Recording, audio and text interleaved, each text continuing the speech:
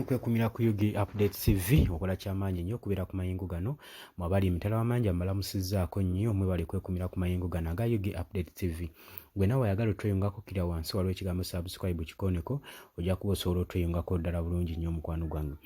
Ndowooza mulaba amasannyalaze Robert Kyagulanyi Ssentamu g'ayina mwabagamba nti nno Bobi Wine munafu nga muli mu bibiina byammwe eyo n'obubondobondo bwammwe obwo mujje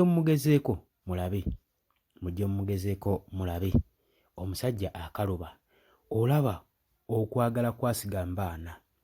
Njegadde okuteerako ka vidiyo ako olabe obwagazi bannayuganda bwe balina eri Robert Kyagulanyi Ssentamu.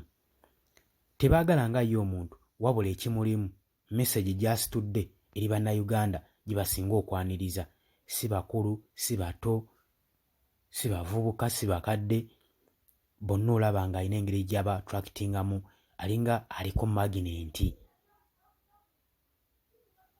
So ekyo kikumala n'eggwanga okufugwa ng'omuntu mulaba eggwanga limuwulira nti yoyo n'eggwanga lyangu okulaakulana kubanga buli kyaba bagamba era muba mulaba ye pulaani egenda okuba nga etulaakulanya n'eggwanga liba liwulize, n'omukulembeze nnyini abeera awuliramu mu bantu be nga basobola omulungamya ekikyamu n'ekituufu.